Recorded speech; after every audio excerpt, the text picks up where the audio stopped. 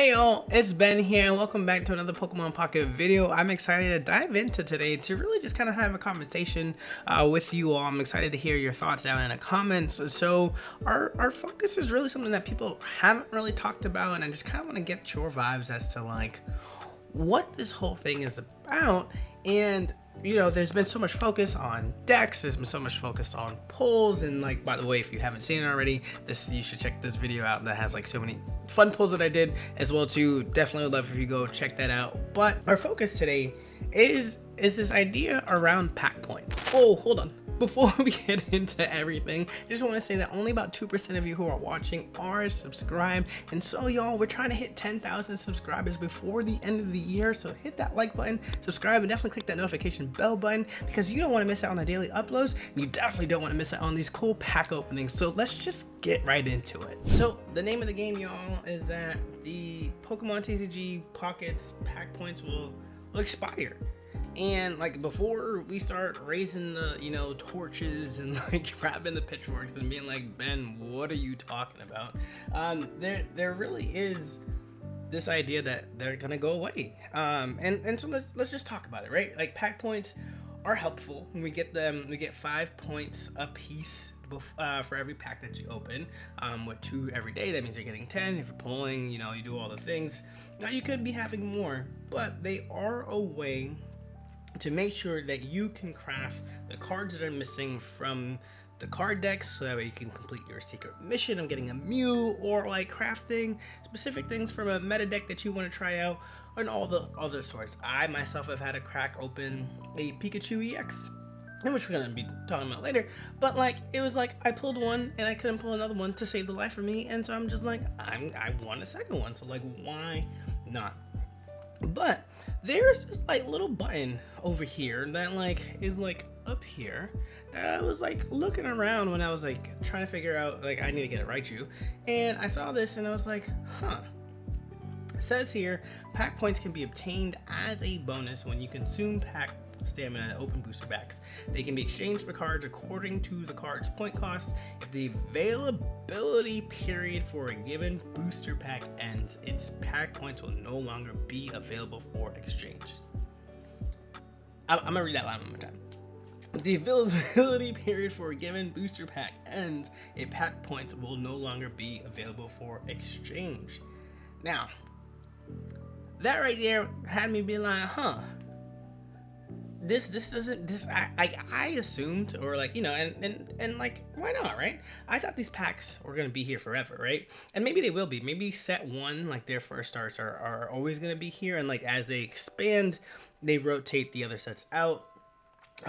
This is like my first take into the TCG world here, so if you know how rotations work with Pokemon, like with the live Pokemon game, please let me know down in the comments.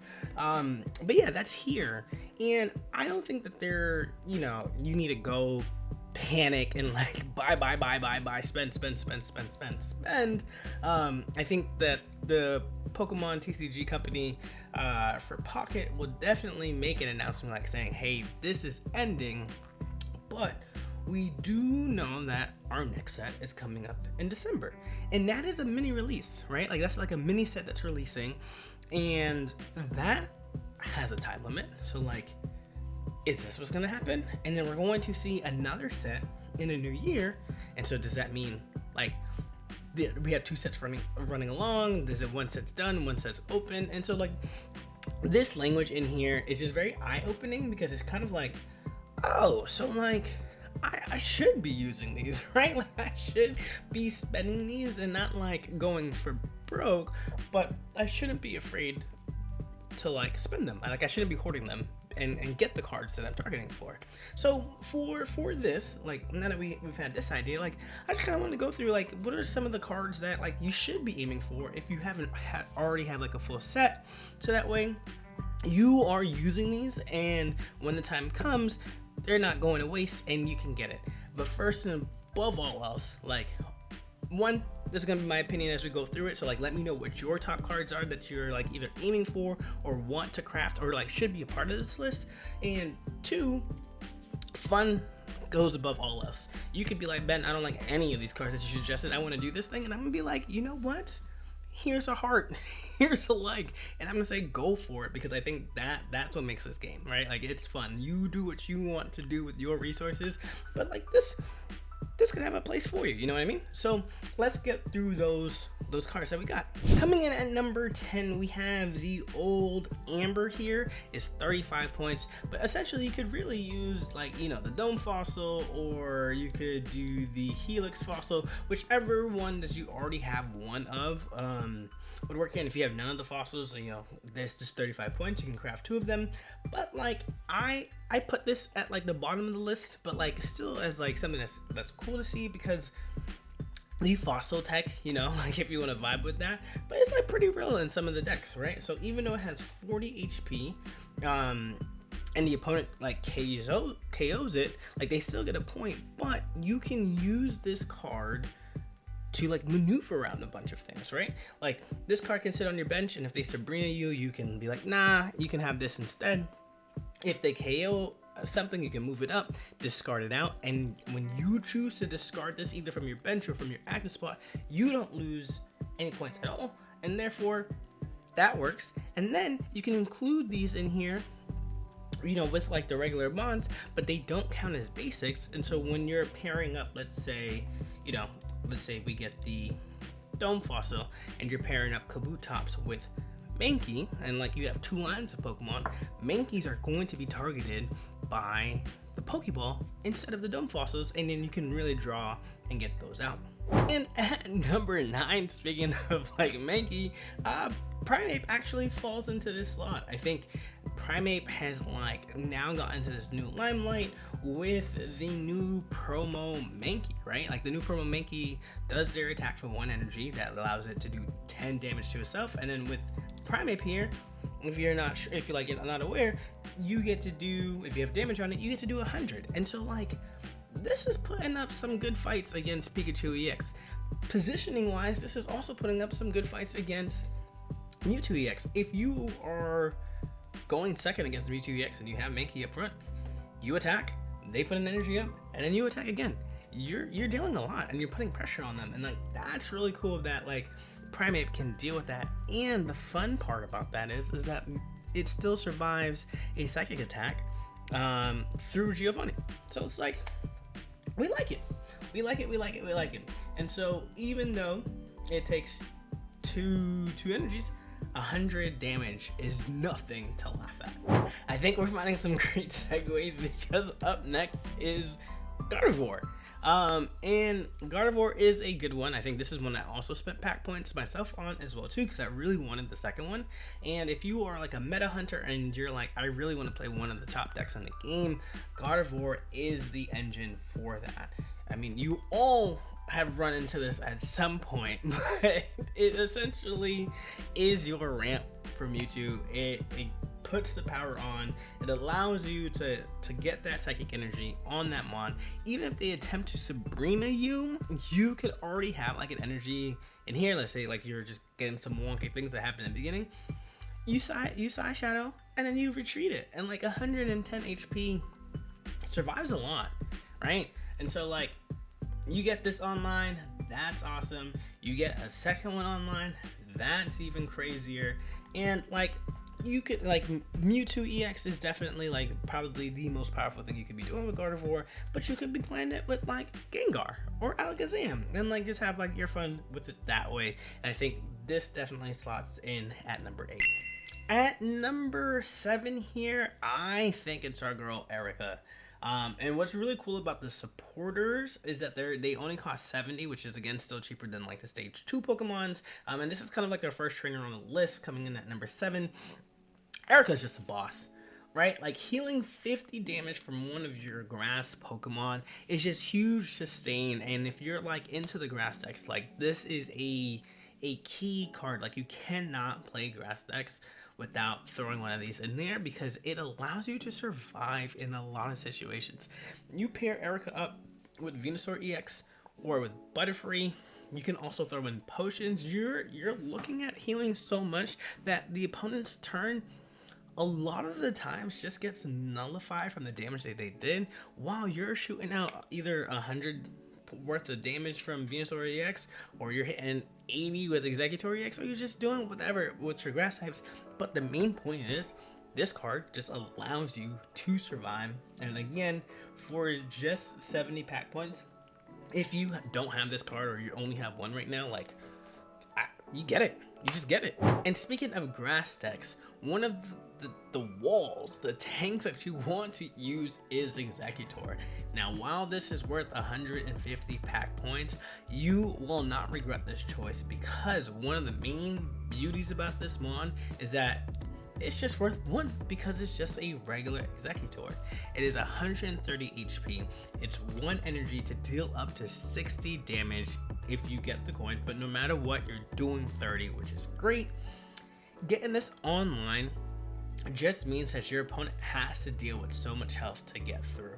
And like, the fact that this is a stage 1, the fact that it's 1 energy means that, like, when you have to go first, because a lot of us don't like to, you can feel confident in playing this. Like, you put your eggs, they do something, you survive, you throw this up there, you hit the Erica, you hit the potion, and you're just vibing. There's just vibes. This is a great wall. This is a great use of setting up your other Pokemon in the back, while this is also still doing reliable damage.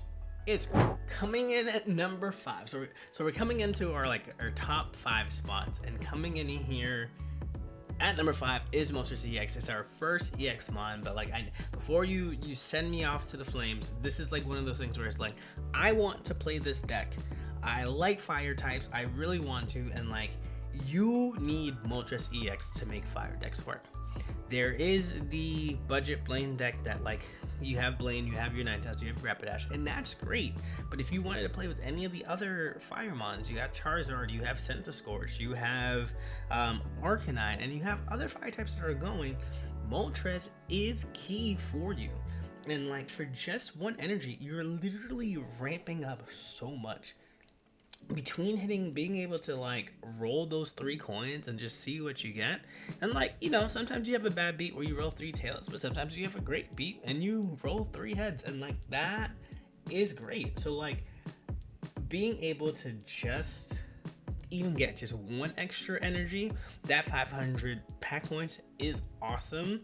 And again, I like suggest like this is if you like already hit 1 and then you're like, I need the second one to make my Charizard or my Arcanine deck work, I'm like, hey, do what you want to do for fun and go for it. All right, coming in at number 4, it is a back-to-back EX mon, but like, this is arguably one of the best Pokemon EX cards out in the game right now. Pikachu EX is a beast in the sense that it is a basic mon, which means that it needs no other pieces aside from the bench mons, which you just make your deck out of just having electric mons ready to go. And then it just needs 2 energy, and a lot of the times you're dealing 90, and that 120 HP means that it can tank a lot. It takes the likes of like an Arcanine EX, which needs 3 energies to get there, but like, you know, if you got the Moltres from what we last talked about, then like, maybe you have it on like turn 2. But it can survive a lot, and being able to deal with to 90 damage as early as your second turn is nothing to scoff at. And I'm telling you right now, this beast, this Pokemon right here, you're probably tired of seeing it in, you know, the lines. If you can't beat them, join them, grab one of the best cards in the game. It's 500, but definitely worth it if you're looking to compete at probably one of the highest levels in the game. All right, so our next cards are just trainer cards for our top 3. Before we get into all of that, do you think you can guess what those are? Like, pause the video, leave a comment right now. What do you think the top 3 trainers are? And so coming in at number 3, we do have Giovanni. This card is absolutely versatile. You can run 1 to 2 of these in almost every single deck. If you're like looking at other things, this 10 damage either can push what your opponent thought was like a breakpoint. So if you're like, oh, they only do 30, I have 40 left, I'ma just chill and like attack and keep going, you say, surprise, here's my Giovanni, and I take you out. Or you even put it on the flip side and like just put pressure on them, so that way if they do attack, they're gonna be dead the next turn. That 10 damage carries the way through, especially with moves and all the other things. And like in 10 damage, you're probably like, Ben, that's not a lot when like people can do 90 or 70, but 10 adds up. And when you're chipping away at the opponent's health, it makes them guess, it makes them doubt, and that's where you want. All right, number 2, and dare I say it, it is Misty. Just like with Giovanni, Misty, and our top number 1 card, they all cost 70, so like they're cheap in that sense. And Misty, if you're playing water decks, you have to play Misty. It's the same way if you're playing grass decks, you have to play Erica. And Misty's the queen of coin flips. Somebody is always going to feel bad when this card is played. It's just straight up, that's just how this card works. Either your opponent feels bad because you just got 14 heads, or you feel bad because it's the 5th time you played Misty, and it's the 5th time that you got tails with 0 heads. And that's just the way that this card works. You're gonna flip, and when you high roll, that's literally all you think about. All the other turns where she betrayed you, you're just like, nah, because now your 4 energy Gyarados is online. Your now Blastoise that needed 5 water energy is now online. Your first turn Articuno is now online. And so, like, it's just, Misty is the only card right now that enables you to attack at first turn, and like, you know, as much as I like hate it in my heart when it's played against me, there's no way that I could keep it off this list. And last but not least, it's our card, Sabrina. Like, you know, and y'all let me know, actually, would you know, for new people who are coming in, and I know there's like, we've been on the channel churning out videos for a while. Let me know if you're new and you're watching this, would it be helpful to like talk about like what packs to open? Because this is in the Charizard pack, and like I have some thoughts about which one to open first, but like either way, whatever one that you open first, if it's not the Charizard packs, you just aim for pack points. Sabrina is easily the card, whether it's a 1 of or a 2 of, that's going in every single deck. This forces your opponents to switch out their active Pokemon. People can't hide. The only really way around this is by adding more Pokemon to your bench, but then even then, if I KO somebody, now you only have 2. I'm still putting a lot of pressure on you, and you know that your opponent is going to run it because this card is great. The only thing that you have to think about is that like your opponent gets to choose what Pokemon that they put in, but if you put them in a lot of situations, it's really you get to choose, and it usually puts them in a bad spot. So this card is amazing and definitely should be bought if you're not pulling Charizard. So yeah, y'all, those are my thoughts on everything. I like saw that button up there and I was just kind of like, hey, let's just have a conversation. Let's open it up and let's see what y'all think. Like I said before, the number 1 thing for your pack points is just use them as you want to. Those were my thoughts on what they were. Let me know down in the comment section below. Do you agree with them? Do you not agree with them? Do you want to spend them on the cheap things? Do you want to save them up and buy like the big things that are right here? How do you envision using your pack points? I'm excited to talk with y'all in the comments about it. And then until next time, y'all, we'll catch y'all. Peace.